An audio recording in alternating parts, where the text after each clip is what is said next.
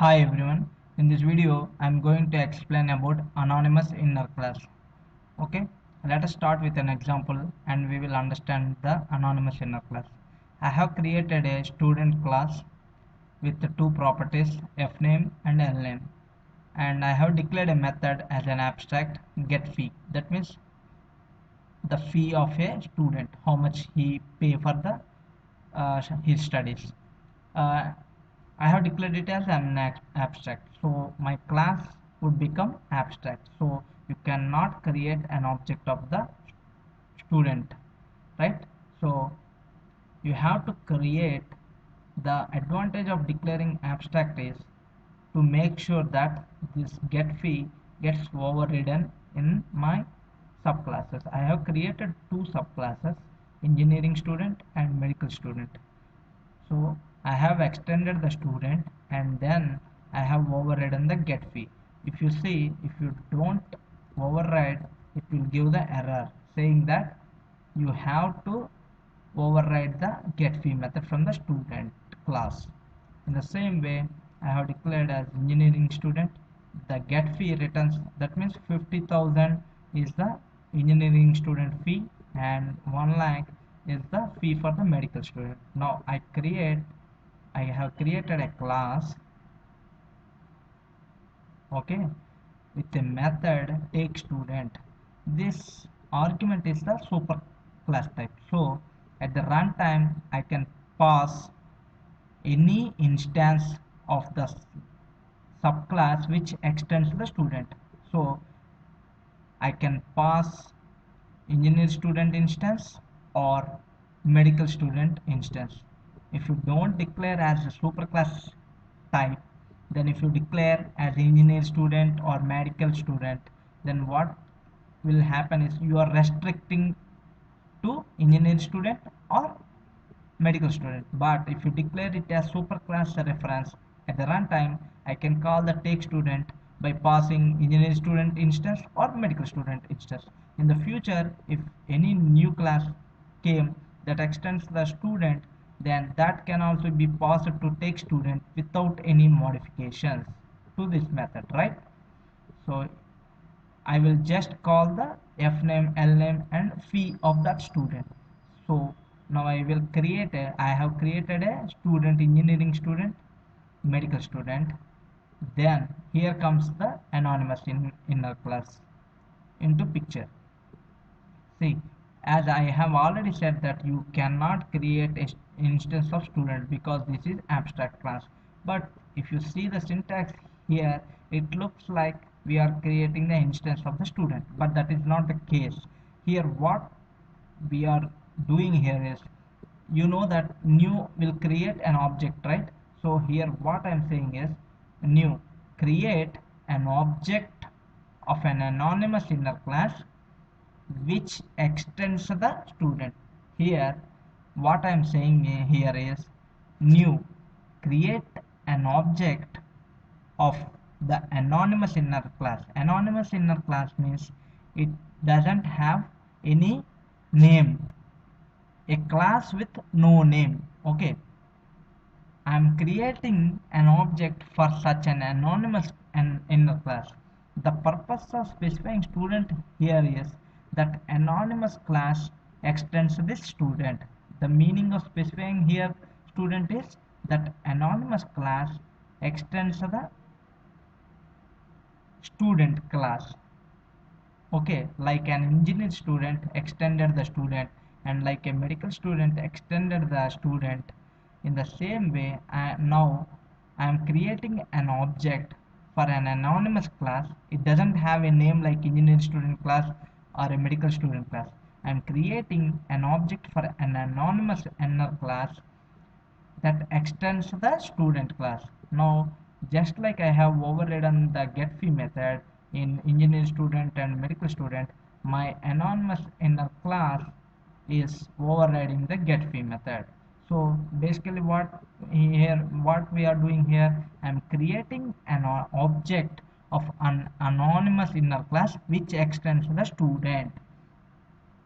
Okay, I'm assigning that instance reference to the st and I'm calling. So I pass the engineer student, medical student to the tech student. In the same way, I am passing an object of the anonymous inner class which extends the student.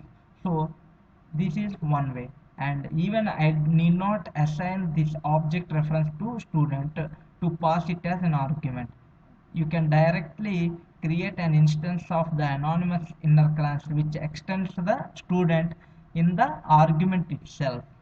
See, in the argument, what here I am declaring, see this, here I am saying create an object of anonymous inner class which extends the student. This anonymous inner class is not same as this anonymous inner class. This anonymous inner class scope is here itself. This class won't exist after this. Okay, in the same way, this is another student class. This another student, this another anonymous class student overridden the student fee as 2 lakhs. This class overridden the class as 1,50,000. So let us run this and see the output. Can you see? This is the engineering student instance. This is medical. This is the third instance of anonymous inner class 1. This is the instance of anonymous inner class 2, right? Now I will show you another example. Before that, I will repeat the syntax. If you are creating a class, normal class, you will end the parenthesis here and put the semicolon. But in the anonymous inner class, the brace starts and brace ends. In this, if you want to override any methods, you can override. So what I am doing here is create, the syntax of meaning of this is create a, in an instance of create an instance of an anonymous inner class which extends the student. Okay, now we will see another example. You know that threads, right? So to create a thread, second way is your class should implement the runnable. You have to override the run method, right? So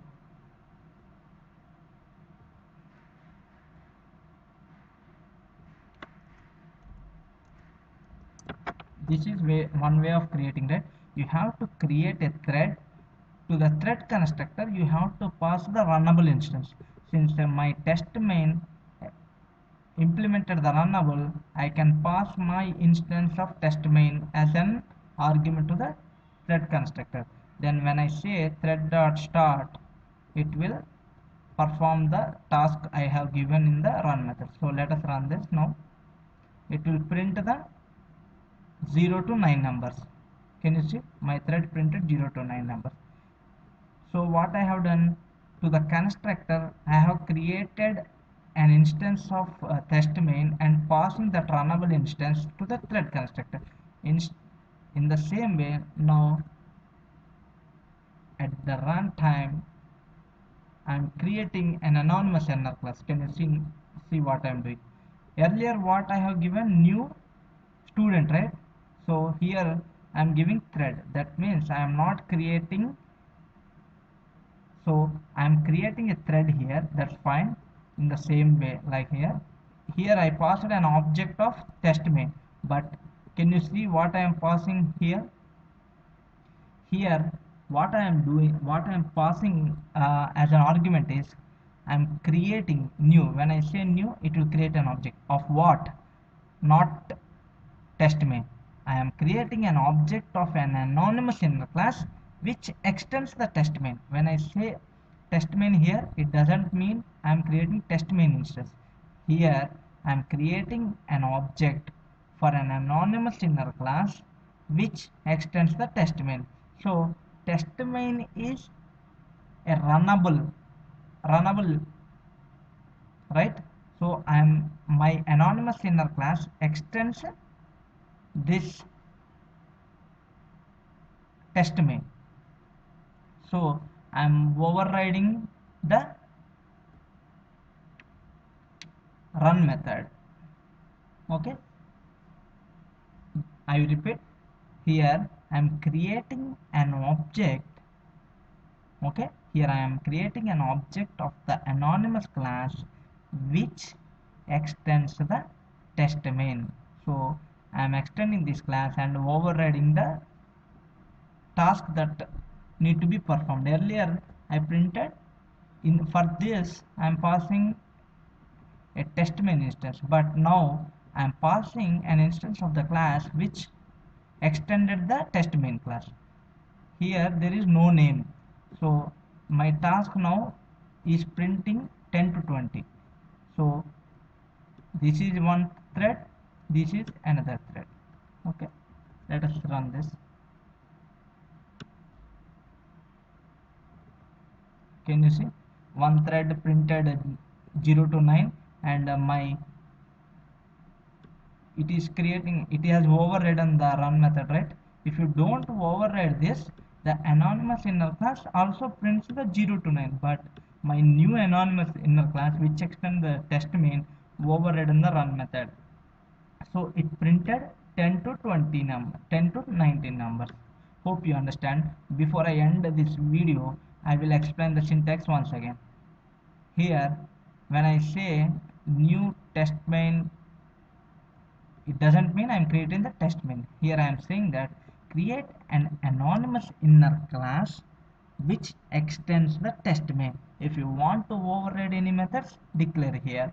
And can you see, generally if you create a new class, you will end this with a semicolon, but when you see this brace beginning, you have to understand that you are creating the anonymous inner class. And then if you want to override any methods, declare here and then close the braces. Hope you understand. Thank you.